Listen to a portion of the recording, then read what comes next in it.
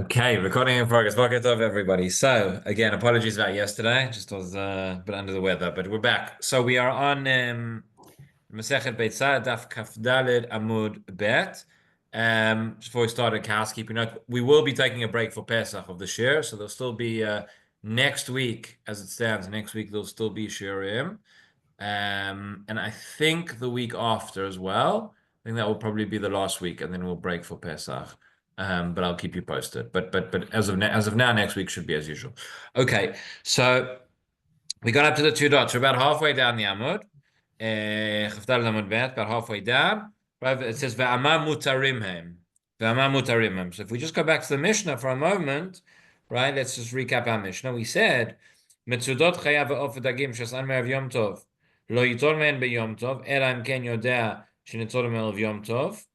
Okay, so we said if you have traps for animals, different types of animals, fish, fowl, etc., and you place the trap before Yom Tov, and now the animals were caught on Yom Tov. So he said, "Lo yitzol me'em beYom Tov." If I know an animal was trapped before Yom Tov, then that's okay, that's fine. But if again placing the trap is no issur because I haven't done anything on Yom Tov. It's doing it, it's trapping by itself. But nonetheless, if the animal gets trapped on Yom Tov, so the animal is going to be muktzah. It's going to be it's like muchan, which is it's not muchan. It's going to be muktzah, and therefore it's going to be asur.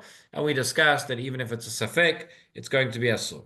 So that's the beginning of the Mishnah that says it's asur. And then we said Maaseh benochri achad shavi dagim leRabban Gamliel ve'amar mutarinen ela she'en rotzoni lekabel mimeno. This nochri came and gave these fish that were presumably trapped on Yom Tov to Rabban Gamliel, and he said it's mutar, but I'm going to be machmir. So the fact that Rabban Gamliel there said that it's mutar, it's very, very strange. So the Gemara explained that actually Rabban Gamliel here is a dissenting opinion. We hold that these would be asur. You don't need to be machmir, it's sikaradin, it's asur. But Rabban Gamliel holds that it's going to be mutar. Okay, he allows sveik muchan seemingly. So going back into now again we're back in our Gemara. So after two dots there, amar mutarin. And so the question is, mutarin lemai. When Rabban Gamliel says they are mutar, what do you mean? How far is he going on this? Mutarin lemai. Does it mean Rav amar mutarin lekabel, v'Levi amar mutarin lechol? In other words, Rav says that mutar means that they're not going to be muktzah, that you can receive them, but still to eat them on Yom Tov, that's going to be a step too far, and that we're not going to allow. Whereas Levi says no, mutarin afilu b'achila, mutarin b'achila. So says Rashi over here, he says lekabel. Batiltul, the kula lo achmon b'sfeik muchan delitra batiltul. Right, that's the point. Rabban Gamliel is saying that tiltul muktzah, which is already in Yisod Rabbanan. I mean, the achila is probably going to be not so clear if it's going to be Yisod Rabbanan or not. But tiltul, which is muktzah, he says we're not going to be so machmir. It's a safek muchan. It might be muktzah, and you're going to say you can't carry it. He says no. That's we're not. So therefore, he says you can accept them, you can carry them. But nonetheless, to go a step further and to use them, to eat them, Rabban Gamliel says no. Mufashim discuss over here, I won't get into it now, but discuss that if there is an Isur Achila, so then Mimele, there's nothing you can do with it. So then why should it be Mutar and Tiltul? Why wouldn't it be Muktzah as a result of the Isur Achila? Okay, that's something which a number of Mufashim discuss.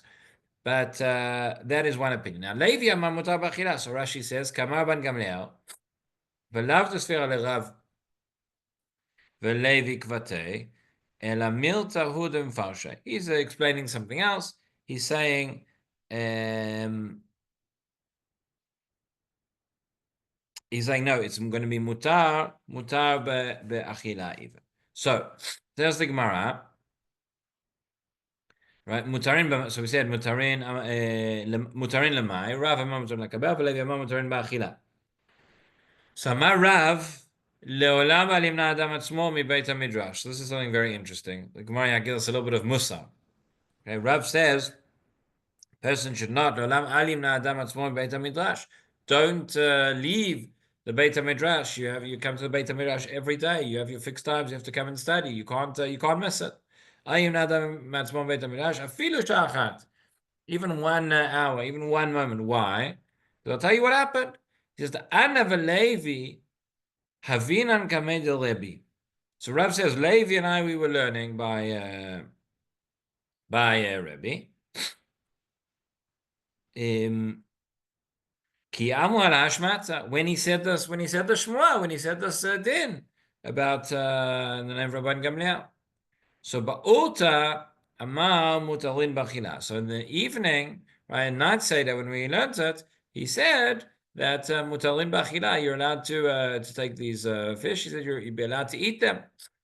But Safra amar mutalin nekabel. But in the morning, when he gave the share, he said no, actually, you're only allowed to receive them. You're not allowed to eat them. In other words, he changed the explanation, or he changed his mind, whatever. But that's what he taught at night. That's what he taught in the morning. So says Rav. So you see, if you only heard half it, you'd get the wrong halacha.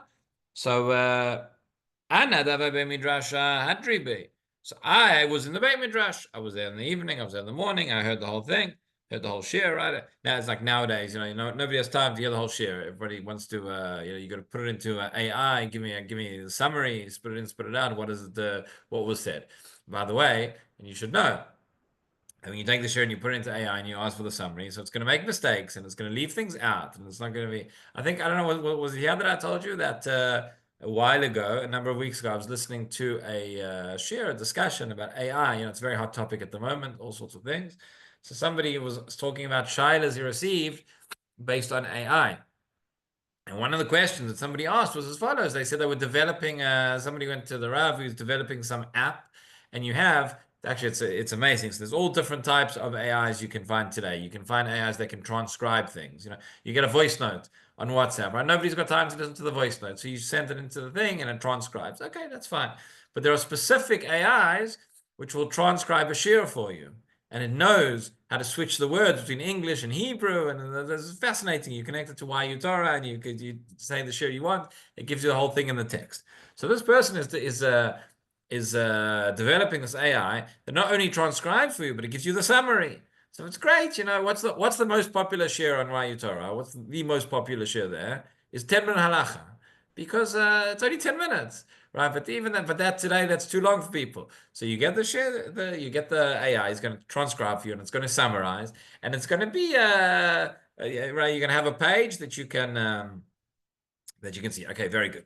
So the person who's developing he says sometimes the AI makes mistakes. Sometimes it gets things wrong. So what was the shaila? The shaila was, am I allowed to use the program even though knowing that on occasion it's going to have mistakes, because ultimately it's like ultimately it's going to allow people to hear and to learn. And is it okay that it has some of these mistakes built in? I mean, that was the shaila. I mean, that just tells you where we are, where people's mindset is right now, right? There's some far deeper questions here, right? You're going to build something with mistakes. Never mind that. Why do you need the AI to do that? Okay, sometimes in your summary, whatever. I know somebody who has a WhatsApp group. Every day he sends out a voice note, a certain halacha, and now he sends a written summary with it as well. And AI does the written summary, and he goes through and he edits it and he checks it. So he's sending in the text as well as the audio of what he says. Fine. But yeah, you're saying now we don't want to listen to the shiurim anymore. You're not going to come to the Gemara shiur anymore. You're going to say half an hour is too long. You're going to get a 5-minute printout. Actually, you don't need that. You can just open the Gemara and learn it. But that's the thing, right? So how did I get onto all of that? Because Rabbi is saying, right, Al Yimnad's woman, I wait on Midrash Shachat. So he's saying, no, that's not the way. Don't look for the shortcut. What are you looking for shortcuts? What else are you going to do? You got to spend the time learning. You have to spend the time learning. So he says, I came in the night and I came in the morning. And in the night, Rebbe said that it's all mutar, that's mutar b'achila. And in the morning, he said, no, it's not mutar b'achila, it's only mutar lekabel. So I came both, and I went back. I changed my mind. I gave the right halacha. Levi wasn't there. Levi wasn't there in the morning. Okay, so there's a little bit of musa. So, yeah, right. So he says, "Vavinan kamei." So let's just see again. It says, "The Ana v'Levi avinan kamei the Rebbe ki amra la'ashmata ba'ulta ma mutalin b'achila b'tzafu ma mutalin lekabel." Fine. Ana da'ave b'midrasha hadribe. Levi d'lava b'midrasha la da'ave. Okay, so now we have a challenge on this. We have a challenge on this. Meitvei. Nochri shevi doron l'Yisrael. We're going to see the sugya is going to continue answer of Papa in a few moments, and he's going to talk about what happens when a non-Jew brings a gift for a Jew on Yom Tov if it came from outside the Tchum or it came from Mechubar, etc. So he says here, Nochri shevi dolon Israel, afilu dagin hamefulamin uperot bnei yoman mutalin. Okay, so what's this? So we have the Gemara says as follows: There's a non-Jew came and brought a gift for a Jew, Nevi Doron Israel. By the way, it's very interesting that there are many different words in Hebrew. An idea gift. I once heard Rabbi Mervis gave a share on this. Spoke about I think 7 different terms for gift, and each of them has a different meaning. It's very interesting. One of those is Doron. Doron is a gift. So a person brings a non-Jew brought a gift to Israel. Even if we are talking with the dagim mefulamin. Mefulamin probably means they are sort of moist, meaning it's an indication that they are fresh. Right? Rashi says lachim, right? The wet fish, right? Meaning they've just come out of the water, seemingly. Or perot b'nei yoman. Perot b'nei yoman means that, again, from that very day they were picked. They were picked that very day. It doesn't mean the fruit's been cooked within 24 hours, right? But perot b'nei yoman, mutarin. So what's the implication? The implication is that these things were taken out today on Yom Tov, and it's still going to be mutarin. So we're going to see what mutarin exactly means. Again, we're trying to prove what does mutarin mean. Does it mean lakabel? Does it mean lechol? Rashi points out, mutarin. By the way, he says, why is this a challenge? He says, ha'al kochach. Rabban Gamliel who to make. At this point, we assume there must be Rabban Gamliel because we haven't found anybody else who says this would be mutar in the first place. Because remember, our Mishnah said that Sfeik Muchan is going to be asur, and only Rabban Gamliel is the one who is matir.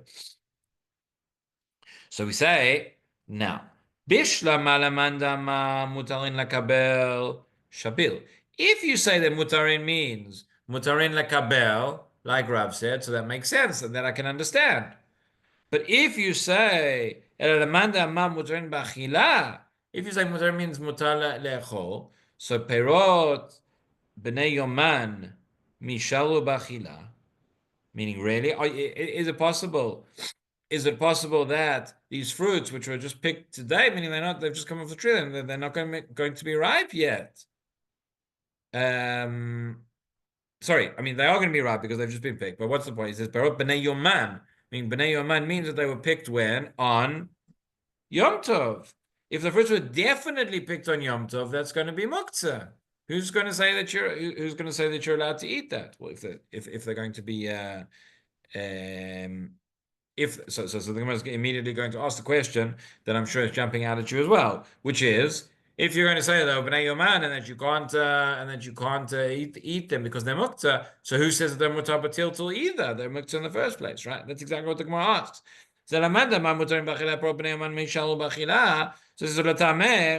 on a second. According to what you're saying, perot Bnei Yoman mishalu b'tiltul. Who says that you can? Why should you be able to carry them? It's the same issue of muktzah, right? Again, let's just take a step back. What are we talking about? Our assumption is as follows: if I have the same thing if it's an animal that was trapped, or same thing if I'm taking fruit that was taken from the tree, right? If it was plucked on Yom Tov, so that's muktzah. There's no question. The case that we're dealing with is it was plucked. I don't know. Maybe it was taken on Yom Tov, and maybe it was not. So that's what's called safek. That's what's called safek muchan. That was what our Mishnah was dealing with regarding animals. Here we're talking about fruit, but okay. And we said, according to Tanakama, according to Rabbanan, that would be asur. But according to Rabban Gamliel, it would be mutar. It would be, we said the safek muchan would be mutar. What is mutar? What does mutar mean? Does it mean it's mutar to carry? Mean mutar that there's no muktzeh? What does it mean that it's mutar to eat? So we said, okay, we have a machloket between Rav and Levi, whether we say mutar means to eat or mutar just means the kabel. We tried to bring as a proof the opinion of Rav that says that mutar is only lekabel, not lechol. And the way we brought as a proof was this brighter that talks about right perot b'nei yoman, that if a non-Jew brought you perot b'nei yoman, fruit which have been picked today, it's mutar. So what does mutar mean? So we said mutar must mean mutar lekabel. You can accept the gift, but you can't eat it. Why? Why can't you eat it? Because it was picked today on Yom Tov, and therefore it is muktzah. But then we say, wait a minute, that's exactly aguf hakasha. If it was picked today in Yom Tov and then it's muktzah, so never mind that you can't eat it, so you can't carry it either. That's the question, right? So therefore, says the Gemara, no, you have to. Either way, you have to understand the case differently. Ela bekavre de adime upire de kvishi beyalka askina. Vamai karilo bnei yoman she'en ke'en bnei yoman. Okay, so he says we're talking about whether the fish is sort of that it's red, sort of red under the gills. So it kind of looks fresh. And the fruit that we're talking about, what? He says, pire de, sorry, I keep losing the place. Pire de kvisha biyarka. That it was kavush, pickled, right, in vegetables, sort of in juice, and therefore it looks fresh. It looks like it was b'nei yoman, but it wasn't actually picked today. That was the point. It wasn't actually picked today. Why is it called a korban b'nei yoman? Ain't b'nei yoman. They look like it. Therefore, you can't say. And therefore, at the end of the day, I don't have a proof from this one way. I don't have a proof from this one way or the other. Okay, now that we are discussing this idea of, in any event, that whole discussion seemingly only relates to the opinion of Rabban Gamliel, because if it's not Rabban Gamliel, we say we saw in our Mishnah that Sfek Machan is going to be Asur. However, we do have now a slightly different related case, which is the following: Amar of Papa. We are 5 lines from the bottom of the page. Amar of Papa, Hilchata, Nochli Shevi Doron Israel beyom Tov. אם יש מאותו המין במחובר, אסור, ולערב נמי אסורים בכדי שיעשו, ואם אין מאותו המין במחובר, תוך התחום מותר, חוץ לתחום אסור, we'll go back in a moment, והבא בשביל ישראל, זה מותר לישראל אחר. Okay, here we get, this is quite an involved sugya. And it's quite relevant, right? Anytime on Shabbat or on Yom Tov, somebody brings you a gift. If somebody brought you something from outside the Tchum, what is the halacha? You're allowed to use it, or you're allowed to eat it, or you're allowed to benefit from it. That's what we're talking about. So again, let's go back. Let's see. So Rav Papa says like this. He says Hilchata. He says this is what the way the halacha is. He says Nochri shevi doron Yisrael b'Yom Tov. We're saying if a non-Jew comes and brings a gift for a Jew on Yom Tov. Now, why are we talking here about Nochri Shevi? Because we assume that if, again, we're talking about he may have brought it from outside the Tchum, or he may have plucked it from the ground, right? He may have, it was connected. That's the point. If it was connected, if it was Mechubar, Lakarka at the beginning of Yom Tov, so then it's going to be Muktzah. So we assume that a Jew wouldn't do that. However, there's discussion of Poskim that maybe if a Jew did that, he transgressed an Isur, okay? We may have a related discussion. But so we say, Nochri Shevi Doron Yisrael b'Yom Tov, non-Jew came and brought you a gift on Yom Tov, Im yesh me'oto hamin b'mechubar, if that item which he brought you, there was the same thing that is mechubar, right? And therefore we have to assume that he picked it, that he removed it from the ground on Yom Tov. So he brought you fruits or whatever that this is the season, and we assume that he picked the fruit from the tree, not that he picked it up from the shop, right? Then we say asur. Asur. Okay. Now the erev meaning on Motzei Yom Tov. Again, the reason why it's asur, and it's something is that we have a safek, yeah, but it's more than a safek. We have a realistic feasibility that this was muktzah at the beginning of Yom Tov. On Motzei Yom Tov, erev nami asurim, it's still going to be forbidden for you to eat it or you to get benefit from it. Bichdei shiasu. Bichdei shiasu means the amount of time. Again, the idea is I cannot get benefit from something similar to Maseh Shabbat, Maseh Yom Tov, I guess in this case. I cannot get benefit from something which was performed on Yom Tov. So after Yom Tov, I have to wait the amount of time that it took him to do it on Yom Tov, and then only after that I can benefit. Okay, that is case number one. Ule'erev nami asurin b'chdei shiyasu. For that amount of time. However, if we're dealing with a different type of fruit or type of whatever it is that is not currently attached to the ground of that type, meaning we assume that it's already been harvested. So we know that. So now the question is going to be different. Now the question is: was he inside the tchum? Was he outside the tchum? He says chutz toch tchum mutar. If he was coming from within the tchum, so he didn't carry it from outside the tchum, which is a prohibition on Yom Tov for me. If it's toch hatchum mutar, and if it's chutz latchum asur. If he's coming from outside of the tchum, that's going to be asur. That's going to be a problem. V'haba b'shvil Yisrael zeh mutar Yisrael acher. If it was brought for one, if it was brought specifically for one Jew, and it was a different somebody else is allowed to benefit from it.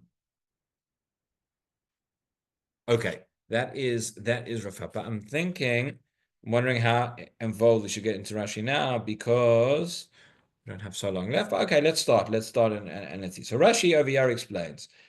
Let's go back to the bottom of Kaftal Amud Bet. So he says like this. If I have from that type of item, right, which is currently mukhba, which is currently has not been harvested, right? He says mishum muktzeh. It's going to be asur. Why? Mishum muktzeh.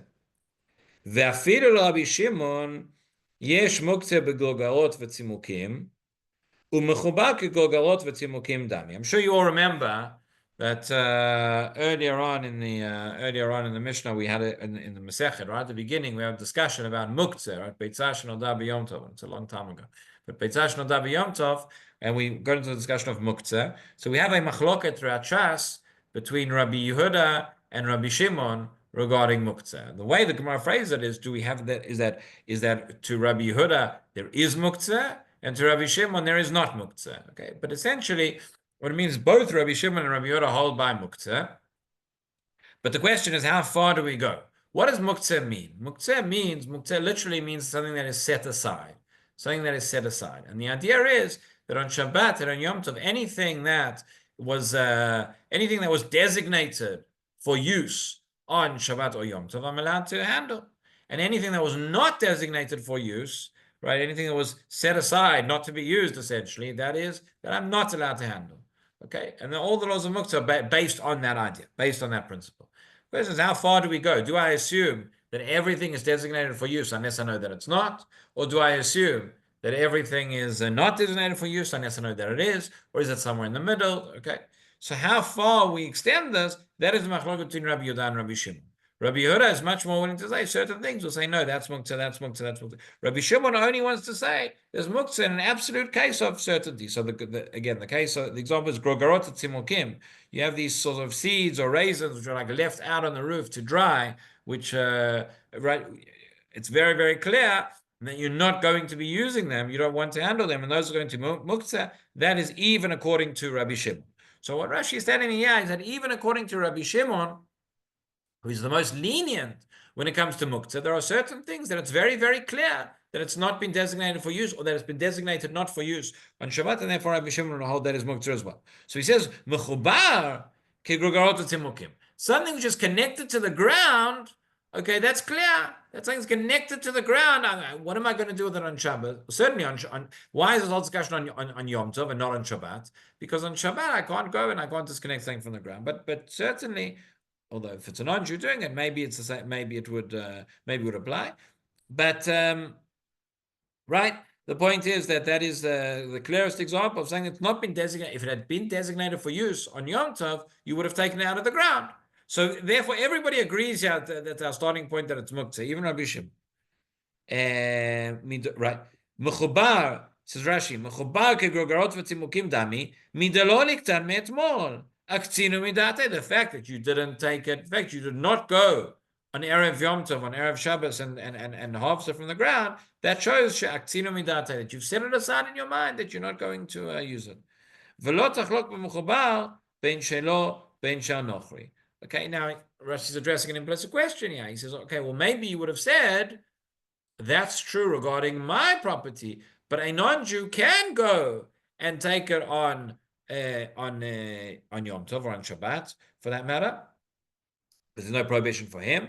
And he says, no, we don't make a distinction. We don't make the distinction between whether it belongs to me or whether it belongs to a non-Jew. Once it's mechubar, it's mechubar. Mechubar is muktzah, and that is our starting point. Now, when the Gemara then says, La'erev asurim b'chdei she'asu, Rashi explains, there's a couple of different reasons that are given here. But Rashi explains, Kedei shelo yehaneh mimelechet Yom Tov. We don't want to derive any benefit from melacha, which was done on Yom Tov. Again, the non-Jew can do whatever he wants. On Yom Tov, he can do the melacha. But I can't get the benefit from the fact that melacha was done on my behalf on Yom Tov itself, and therefore I'd have to wait for bichdei she'asu. Okay, there's more to talk about here. It's quite involved, but I think we'll stop over there for today, and we'll pick it up here at the bottom of the Amud next week. Bezrat Hashem. Have a great day, everyone. Quiet day, always in one, and Shabbat Shalom. Take care. Jeffrey, good to have you back.